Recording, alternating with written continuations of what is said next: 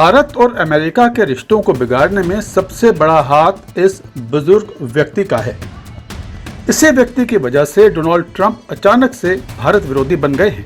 इसी व्यक्ति ने डोनाल्ड ट्रंप और पीएम मोदी की लड़ाई करवाई है। ये व्यक्ति पहले व्हाइट हाउस के अंदर चुपचाप भारत के खिलाफ षड्यंत्र बनाता था, लेकिन अब ये खुलकर भारत को कोसने लगा है। जिस तरह से नमक डालने से केंचुए तड़पते हैं, ठीक उसी तरह का दर्द अब इस व्यक्ति को हो रहा है। तभी ये भारत को सबके सामने गालियां दे रहा है। इसे देखकर लग रहा है कि पीएम मोदी ने भी सही जगह पर नमक छिड़का है। इस व्यक्ति ने भारत के बारे में जो कुछ कहा है उसे सुनकर आपका खून खौल जाएगा। इसका बयान आपको जरूर सुनवाएंगे। इसके बयान पर भारत के विदेश मंत्री एस जयशंकर ने कौन सा मुंहतोड़ जवाब दिया है वह भी आपको जरूर सुनवाएंगे। लेकिन सबसे पहले ये जान लीजिए कि ये व्यक्ति है कौन। दरअसल ये व्यक्ति है Peter Navarro. Peter Navarro Donald Trump और व्हाइट हाउस के ट्रेड एडवाइजर हैं। यानी भारत के साथ अमेरिका जो पक्षपाती ट्रेड डील करना चाहता है उसके पीछे इसी व्यक्ति का दिमाग है। यही वो व्यक्ति है जो शायद डोनाल्ड ट्रंप को सलाह दे रहा है कि भारत पर खूब टैरिफ लगाओ ताकि पीएम मोदी डर जाएं और अमेरिका के साथ ट्रेड डील साइन करने पर मजबूर हो जाएं। लेकिन पीएम मोदी ने डोनाल्ड ट्रंप के साथ साथ पीटर नवारो की भी अकड़ चकनाचूर कर दी है। इसीलिए यह मीडिया के सामने आकर कुछ इस तरह से तड़प रहा है। पीटर नवारो ने कहा कि भारत की ही वजह से यूक्रेन में शांति नहीं आ रही है, क्योंकि भारत हमें जो सामान बेचकर पैसा कमाता है उसी से रूसी तेल खरीदता है, फिर उसी तेल को प्रोसेस करके और भी ज्यादा मुनाफा कमाता है। इस प्रक्रिया में भारत के साथ साथ रूस की भी अच्छी खासी कमाई हो रही है।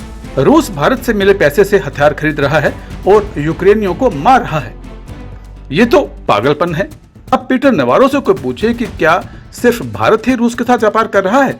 चीन, अमेरिका और पूरा यूरोप रूस के साथ व्यापार कर रहा है। ऐसे में यह आरोप सिर्फ भारत पर ही क्यों?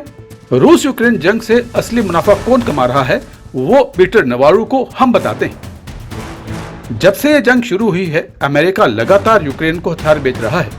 यूक्रेन का ही डर दिखाकर पश्चिमी देशों को भी अपने हथियार बेच रहा है। यानी जंग में सबसे ज्यादा मुनाफा तो अमेरिका अपने हथियार बेचकर कमा रहा है। हाल ही में पुतिन के साथ शांति वार्ता का ड्रामा करने वाले डोनाल्ड ट्रंप ने यूक्रेन से कहा है कि अगर अपनी आत्मरक्षा करनी है तो अमेरिका से $100 बिलियन के हथियार खरीद लो, जिसका पैसा यूरोपीय टैक्स पेयर को देना होगा। दुनिया में जहां कहीं भी जंग चलती है वहां अमेरिका मुनाफा कमाता है। अमेरिका दशकों से तेल के लिए कई देशों को बर्बाद कर चुका है। इराक तो अमेरिका की वजह से ही आज एक खंडर बन चुका है। यही खेल अब अमेरिका बलूचिस्तान में भी खेलना चाहता है। अमेरिका बलूचिस्तान के नेचुरल रिसोर्सेज को चीन के साथ मिलकर लूटना चाहता है। अब आप ही बताइए कि दुनिया को असल में जंग में धकेलकर कौन सा मुल्क मुनाफा कमा रहा है? इससे भी दिलचस्प बात यह है कि भारत पर आरोप लगाने वाले पीटर नवारो एक बात पर बिल्कुल खामोश हो गए हैं। वो बात यह है कि अमेरिका भी रूस से तेल खरीद रहा है। पूरा यूरोप रूस से लगातार लिक्विफाइड नेचुरल गैस खरीद रहा है।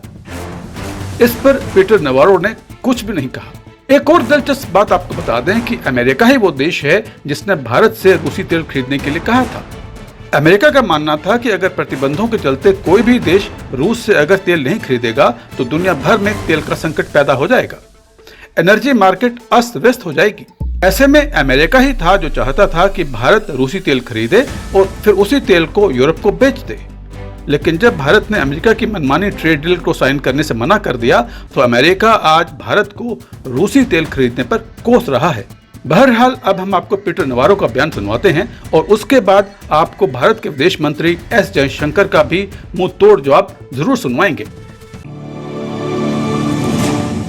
Then they use the money that they get from us when they sell us stuff to buy Russian oil, which then is processed by refiners and they make a bunch of money there.